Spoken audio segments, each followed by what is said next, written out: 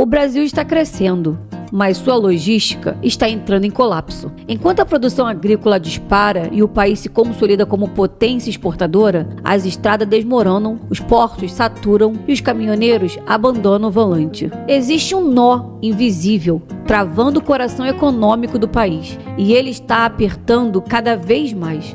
Mais de 65% de toda a carga depende de um único modal, com infraestrutura deteriorada e frota envelhecida. E quando esse sistema começa a falhar, o efeito dominó atinge tudo. Fretes explodem, exportações travam e bilhões se perdem em um rastro de ineficiência. Por que um país com dimensões continentais ainda insiste em um modelo logístico do século passado? O que acontece quando a produção avança, mas os trilhos e armazéns continuam onde sempre estiveram?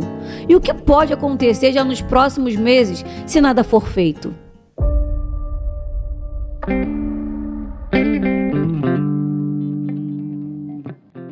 Para entender como o Brasil chegou à beira de um colapso logístico, é preciso olhar para a história do seu modelo de transporte. Um país de dimensões continentais que optou, desde a década de 1950, por um caminho único, o modal rodoviário. Hoje, mais de 65% de toda a carga no Brasil é transportada por caminhões, mesmo com apenas 12% das estradas pavimentadas e 66% da malha classificada como regular, ruim ou péssima segundo a CNT. Essa concentração logística aumenta os custos, os riscos e torna o país vulnerável a qualquer crise envolvendo o transporte rodoviário. Mas essa dependência não é por acaso. Desde os anos 1970, o Brasil vem reduzindo sistematicamente os investimentos em infraestrutura de transporte. Naquela década, os aportes públicos no setor chegavam a 2,36% do PIB. Em 2022, esse número caiu para 0,55%, muito abaixo do mínimo necessário para manter a infraestrutura existente, que seria de ao menos 1,74% ao ano. Essa negligência estrutural ganhou novos contornos com o avanço do agronegócio.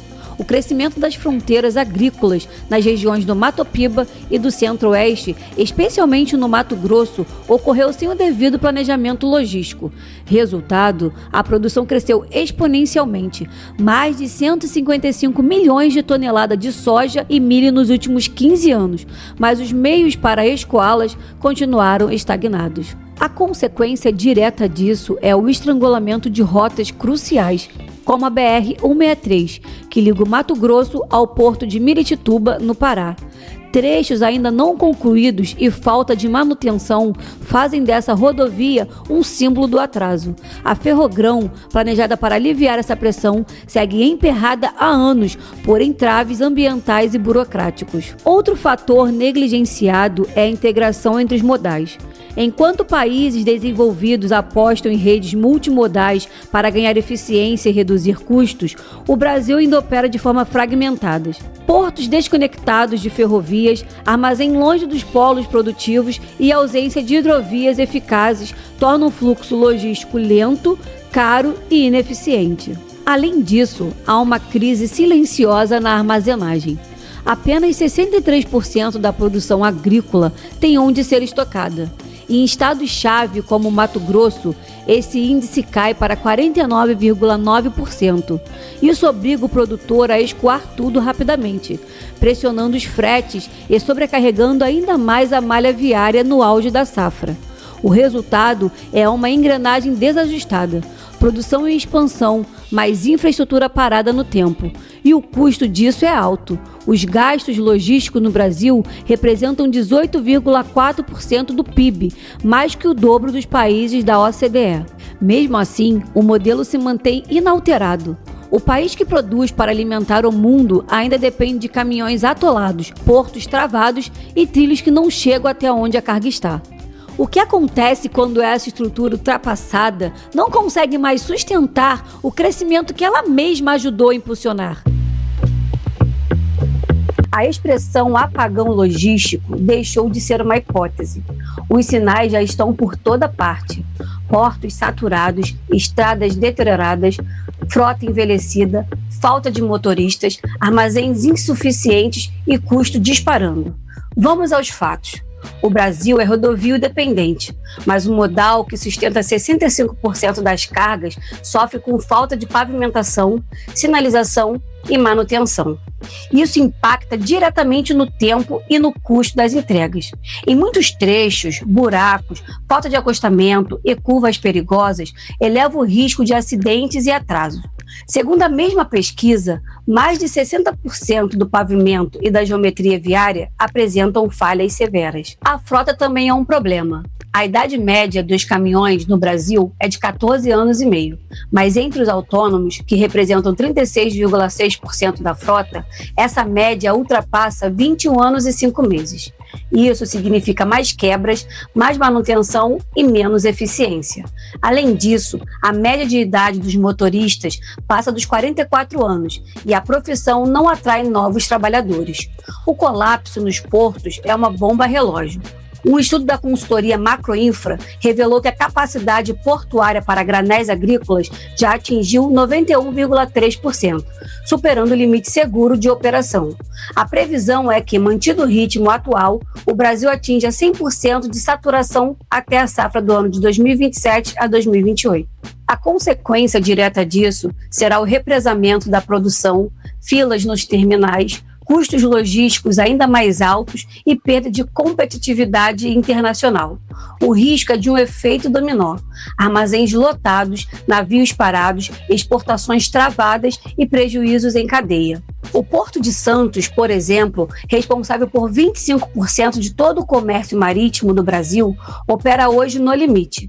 Filas de navios chegam a durar até 20 dias e a infraestrutura é insuficiente para acompanhar o crescimento da demanda. Outro ponto crítico é a falta de integração multimodal.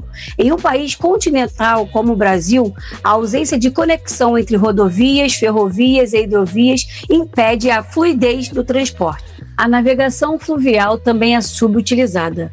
A lentidão em obras como o derrocamento do Pedral do Lourenço no Rio Tocantins, que permitiria o escoamento de até 20 milhões de toneladas, com 30% a 40% de redução no custo de frete, mostra como o Brasil perde oportunidades por pura ineficiência na execução.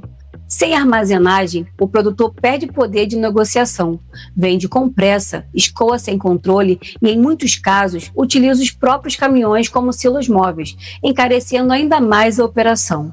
O ano de 2025 marca um ponto de inflexão. A ANTT passou a exigir que todos os caminhoneiros estejam com cadastro no Registro Nacional de Transportadores Rodoviários de Carga, atualizado para poderem operar. O problema? Mais de 1,8 milhões de transportadores estão com pendências, incluindo cooperativas, autônomos e pequenas transportadoras. Sem o RNTRC regularizado, eles não podem mais receber o vale-pedágio, nem operar legalmente.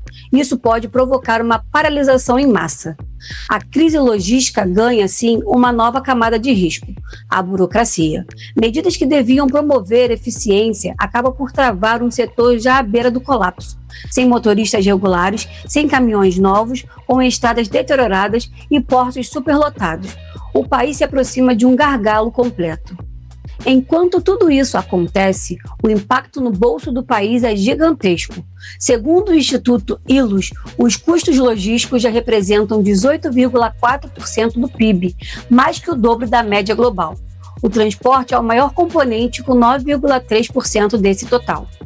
Essa ineficiência se traduz em perda de competitividade, aumento nos preços dos produtos e redução de margem para as empresas exportadoras.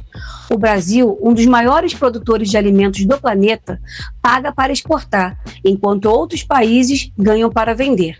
O alerta está dado. O Brasil segue produzindo cada vez mais, mas a infraestrutura continua no século passado. O que pode ser feito e com que urgência para evitar esse colapso total? O Brasil está encurralado entre uma produção crescente e uma infraestrutura paralisada. Mas, apesar do cenário preocupante, há soluções em curso e caminhos possíveis para evitar o apagão logístico. O governo federal anunciou, dentro do novo PAC, Programa de Aceleração do Crescimento, uma previsão de 1,7 trilhão em investimentos até 2027, incluindo concessões e parcerias público-privadas. O foco está na retomada de obras históricas, como a Ferrogrão, a duplicação de trechos da BR-163 e investimentos em infraestrutura nos portos do Arco Norte. A expectativa é que a iniciativa privada continue cumprindo um papel fundamental. Segundo dados da AEB, 62% dos investimentos previstos para infraestrutura no PAC devem vir do setor privado. Um exemplo disso são os aportes já realizados no Porto de Itaqui, no Maranhão, que vem se consolidando como uma alternativa estratégica ao Porto de Santos. Outros hubs logísticos importantes também ganham força. Cajamar, em São Paulo, e novos terminais em Barcarena, Santarém e Itaituba estão sendo preparados para ampliar a capacidade de escoamento pelo Arco Norte. Enquanto grandes obras levam tempo, a digitalização da logística já acontece em ritmo acelerado. Empresas vêm investindo em inteligência artificial, rastreamento RFID, automação e análise de dados para tornar as cadeias mais eficientes. A visibilidade ponta a ponta passou a ser prioridade. Soluções como torres de controle logístico digital permitem antecipar gargalos, prever falhas e ajustar operações em tempo real. Essa transformação silenciosa, mas poderosa, ajuda a ganhar tempo enquanto as obras não se concretizam. A Confederação da Agricultura e Pecuária do Brasil, CNA, tem proposto ações diretas para aliviar o peso da logística sobre o agronegócio.